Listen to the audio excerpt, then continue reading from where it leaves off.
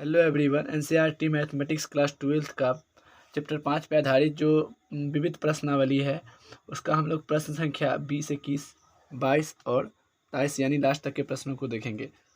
तो first of all चलिए देखते हैं प्रश्न संख्या 20 को। तो इसमें दिया गया है साइन ए प्लस बी बराबर साइन ए कॉस बी प्लस कॉस ए साइन बी का प्रयोग करते हुए अपकलन द्वारा कोसाइंस जो है के लिए सूत्र ज्ञात कीजिए। तो चलिए हम लोग इसे क्या करते हैं और बहुत ही अच्छे और प्यारे तरीके से ज्ञात कर लेते हैं। तो हमें ये दिया गया है, ये हमें कोसाइन सूत्र लाना है, कोसाइंस होगा। तो अपन अगर ये दिया गया है कोसाइन ए प्लस बी, तो देखिएगा बराबर साइन ए कॉस बी प्लस कॉस ए साइन बी।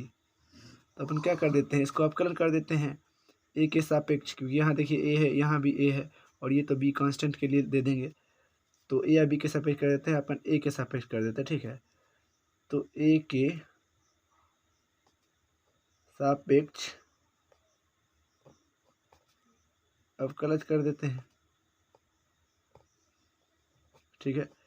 तो ए के सापेक्ष अवकलज करेंगे तो ये क्या हो जाएगा, d by d x into sine A plus B करेंगे और बराबर d y d x into sign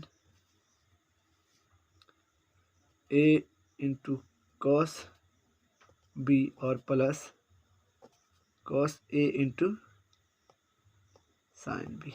clear है चीज़ें। तो अपन इसका साइन का क्या हो जाएगा, कॉस हो जाएगा, कॉस ए प्लस बी।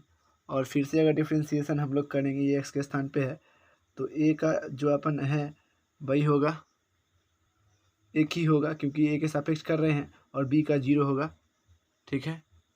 तो चलिए हम लोग लिख देते हैं एक, अभी नहीं भी लिखे क्योंकि देखिए एक का एक होगा, एक का इसका 0 होगा, तो कोई बात ही नहीं है डिफ्रेंसिएशन। और यहाँ देखिए बी कॉस बी को बाहर निकाल देते हैं, तो अपने पास क्या बच गया, डिफ्रेंसिएशन ऑफ साइन ए, तो प्लस यहाँ भी अपना साइन बी को बाहर निकाला जाए और डिफ्रेंसिएशन करा जाए कॉस ए का। तो हम लोग इसी प्रकार अगर बढ़ते हैं तो इस प्रकार से यहाँ कॉस बी और यहाँ देखिए साइन का क्या होता है, तो कॉस ए और प्लस साइन बी और माइनस कितना हो जाएगा यहाँ पे, माइनस इसका डिफ्रेंसिएशन साइन ए।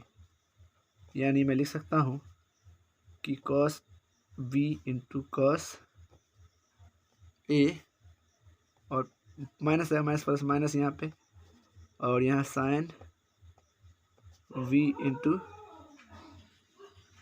साइन ए, इसका फॉर्मूला होता है कोसाइंस, ठीक है। तो ये आपका क्या हो गया, आप इसको लिख सकते हैं, ठीक है। चलिए देखते हैं इस प्रकार से इसका फॉर्मूला। तो अब देखते हैं प्रश्न संख्या 21 को। 21 में दिया गया कि एक ऐसे फलन का अस्तित्व है जो प्रत्येक बिंदु पर संतत हो किंतु केवल 2 बिंदुओं पर अवकलनीय न हो, तो अपने उत्तर का अतिशय भी बताइए। तो चलिए हम लोग एग्जाम्पल लिख देते हैं, है ना। उदाहरण के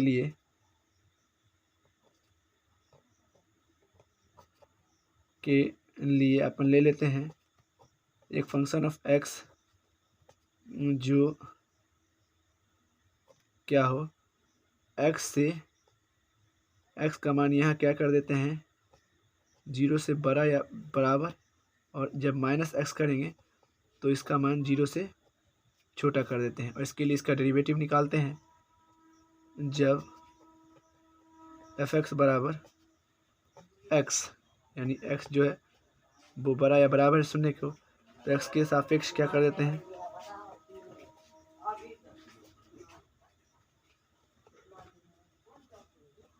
अवकलज कर देते हैं। तो यहाँ एफ डैश एक्स हो जाएगा और इसका एक्स का क्या हो जाएगा 1 हो जाएगा। चलिए देखते हैं अगला, मतलब इसी में जब अपन एफ एक्स बराबर लेते हैं माइनस एक्स को और एक्स के सापेक्ष इसका भी क्या कर देते हैं अवकलज कर देते हैं, तो यहाँ क्या आ जाएगा एफ डैश एक्स बराबर -1 हो जाएगा इसका। तो यानी हमको क्या होता है लेफ्ट हैंड डेरिवेटिव जो है वो बराबर नहीं हुआ राइट हैंड डेरिवेटिव के, लेकिन अस्तित्व संभव है ना, क्योंकि इसमें जो है वास्तविक संख्या आ रहा है, अस्तित्व संभव है। अस्तित्व